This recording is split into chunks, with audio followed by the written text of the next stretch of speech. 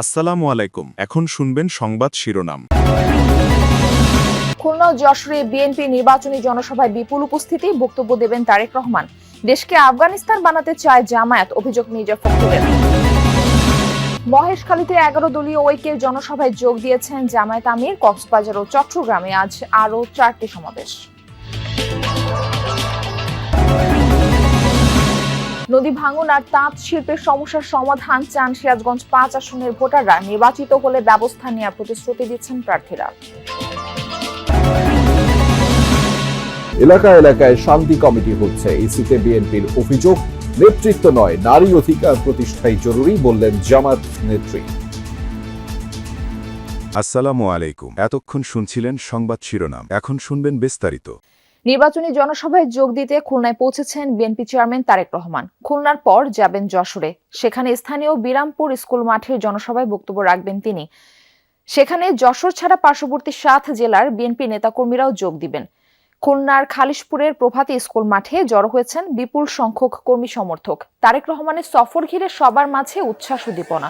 বৃহত্তর খুলনা জেলার 14 জন বিএনপি মনোনীত প্রার্থীকে পরিচয় করিয়ে দিবেন তারেক রহমান। প্রায় 2 দশক পর যশোর যাবেন বিএনপি চেয়ারম্যান তারেক রহমান। জনসভায় তিনি যশোর, নড়াইল, মাগুরা, ঝিনাইদহ, চুয়াডাঙ্গা, মেহেরপুর ও কুষ্টিয়া এই 7 জেলার বিএনপি প্রার্থীদের পরিচয় করিয়ে দিবেন। জনসভায় যোগ দিতে সকাল থেকে খণ্ড খণ্ড মিছিল নিয়ে স্কুল মাঠে এসে হাজির হয়েছেন বিএনপি নেতাকর্মীরা। আমাদের মিল কারখানা এগুলো সব বন্ধ অচলে আছে। তিনি আশা করি তিনি আমাদের প্রতিশ্রুতি দেবেন এই অঞ্চলের মিল কারখানা যাতে আমরা চালু করতে পারি। আমাদের বেড়িবাঁধগুলো মজবুতির দরকার, রোডঘাটও মজবুতির দরকার, স্কুল কলেজ হাসপাতাল এগুলো সংস্কার করার দরকার। এই 22 বছর পর তারেক রহমান সাহেব এই খুলনার মাটিতে পা রাখছেন দেখে যে মানুষ যে ঈদের যে আনন্দ তার থেকেও বেশি আনন্দিত। জামায়াত ইসলামী দেশকে পিছিয়ে দিতে চায়, দেশটাকে তারা আফগানিস্তান বানাতে চায়। ঠাকুরগাঁয়ে এমনটা বলেছেন বিএনপি মহাসচিব মির্জা ফখরুল ইসলাম আলমগীর। সকালে ঠাকুরগাঁও 1 আসনের ধোলারহাট বাজারে নির্বাচনী পথসভায় এসব কথা বলেন তিনি আরো বলেন, জামায়াতের আমির নারীদের নিয়ে যদি কোনো কটূক্তি করে থাকেন তবে সেটা অবশ্যই অন্যায়। নারীরা তা কখনোই মেনে নেবে না। বাংলাদেশের জনসংখ্যার অর্ধেকেরও বেশি নারী পুরুষ সমান অধিকার নিয়ে এই দেশে বসবাস করবে। এছাড়া মহাসচিব বলেন, নারীদের সমান অধিকার ও তাদের প্রাপ্য নিশ্চিত করতে বিএনপি সব সময় বদ্ধপরিকর। 5 ঘন্টার বেশি কাজ করতে পারবে না, খাবে কি? আমাদের মেয়েরা যদি স্কুল কলেজে না যায়, পড়াশোনা না করে, চাকরি পাবে কোথায়? বাটপাড়ি, পুরা মিথ্যা কথা। কোন সরকার কাজ না করলে কাউকে টাকা দিবে? হবে নাকি? এরা জামাতে ইসলাম এই দেশটাকে আফগানিস্তানে পরিণত করতে চায়।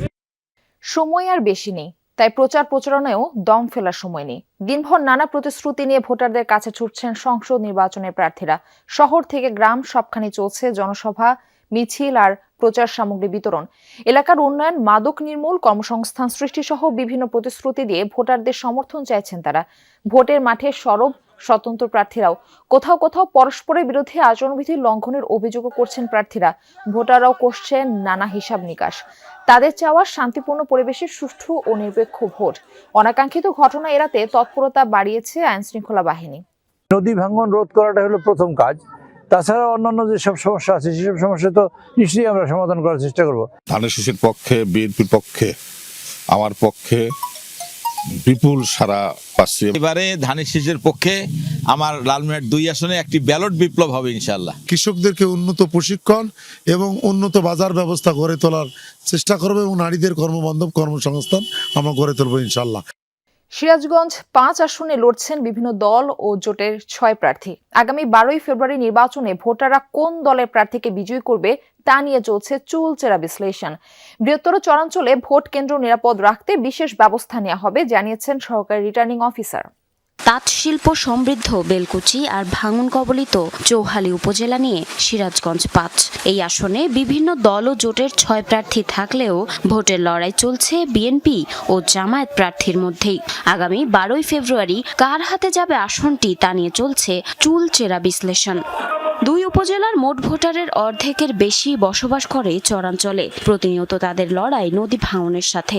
একদিকে যমুনার ভাঙন, অন্যদিকে তাঁত শিল্পের বিভিন্ন সমস্যায় অনিশ্চয়তায় কাটছে হাজারো পরিবারের দিন। ভোটাররা বলছেন এই সমস্যার সমাধান করবে যে প্রার্থী, তাকেই নির্বাচিত করবেন তারা। নদী ভাঙন কবলিত এলাকা, সেই ক্ষেত্রে চৌহালি থেকে আমাদের যারা চৌহালির ভোটাররা আছে বা চৌহালি বাসিন্দারা যারা আছে, তারা আসলে সব দিক থেকেই বঞ্চিত। ভালো প্রার্থীকে বিদায় করব, যাতে আমরা সবসময় তাদের কাছে পাই, ভালো লোকের পাশে পাই। আমার প্রথম ভোটটা আমি এমন ব্যক্তিকে দিতে চাই যে ইনসাফ প্রতিষ্ঠিত করবে এবং বেলকুচি শিক্ষার মান, বেকারত্ব দূরীকরণ এবং আমাদের চৌহালিতে নদী ভাঙন যেন রক্ষা পায়। আমরা এমন একজন প্রতিনিধি চাই যিনি সকলের দ্বারে দ্বারে ঘুরে এই প্রতিষ্ঠানের অবস্থাটা দেখবে সচক্ষে।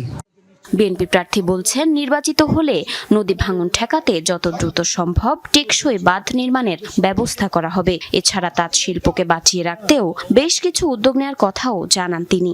চোখ এবং মুখ দেখলেই মানুষের সমর্থনটা বোঝা যায়। সেই বিভিন্ন আসনে 2-3 হাজারের বেশি ভোটার স্থানান্তর হয়নি বলে যে তথ্য দিয়েছে ইসি, তা সঠিক নয় এ মন্তব্য করেছেন বিএনপির স্থায়ী কমিটির সদস্য নজরুল ইসলাম খান। দুপুরে সিইসির সাথে বৈঠক শেষে ব্রিফিংয়ে তিনি অভিযোগ করেন, একটি রাজনৈতিক দল এমনভাবে আচরণবিধি লঙ্ঘন করছে যার ফলে শুধু আইন ভঙ্গ নয়, ধর্মীয় বিশ্বাসেও আঘাত হানা হচ্ছে, অথচ ইসি ব্যবস্থা নিচ্ছে না।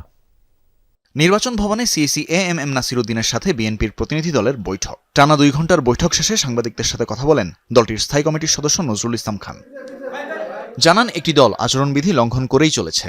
নির্বাচন ঘিরে তারা শান্তি কমিটি গঠন করছে দাবি করে বিএনপির এই সিনিয়র নেতা বলেন, এই নামটিই আপত্তিকর। এমন কর্মকাণ্ড বন্ধে ইসিকে আহ্বান জানিয়েছে বিএনপি। একই সাথে ভোটের 2 দিন আগে নির্বাচনী এলাকা থেকে বহিরাগতদের সরিয়ে দেওয়ার দাবি জানিয়েছেন তারা। কবরে 4টা প্রশ্ন করা হবে। এখন ওনারা বলতেছেন যে 4র্থ প্রশ্ন নাকি করা হবে যে তুমি একটা নির্দিষ্ট মানে সেই প্রতীকে ভোট দিচ্ছ কিনা। মানুষের আবেগকে পুঁজি করার লক্ষ্যে যদি বিশ্বাসকে আঘাত করা হয় আর কি, এটা কোনো মতেই গ্রহণযোগ্য না। আমরা মনে করি এটা আরপিওর স্পষ্ট লঙ্ঘন। ফ্যাক্ট চেক করে দেখা গেছে এগুলো এআই না, এগুলো সঠিক। বিএনসিসিকে নির্বাচনে যুক্ত রাখার বিরোধিতা করে নজরুল ইসলাম খান বলেন, ভোটের দায়িত্বে কেবল আইন শৃঙ্খলা বাহিনীকেই রাখা উচিত। একই সাথে স্থানীয় পর্যায়ে 55,000-এর বেশি পর্যবেক্ষক নিয়োগের বিষয়ে উদ্বেগ জানান তিনি। তো শান্তি কমিটির শব্দটাই আমাদের কাছে খুব অপ্রিয় শব্দ, যদিও আমরা শান্তিবাদী মানুষ। নির্বাচন কমিশন বলেছেন এ সম্পর্কে তাদের কিছু জানা নাই। বিশেষ বিশেষ কিছু এলাকায় অনেক নতুন ভোটার হয়েছে, যেটা অস্বাভাবিক। নির্বাচন কমিশন এই ব্যাপারে তার সংশ্লিষ্ট বিভাগে খোঁজ নিয়ে যেটা জেনেছেন বলে আমাদের জানালেন, সেটা হলো যে না, এরকম বেশি হয় নাই, কোনো আসনেই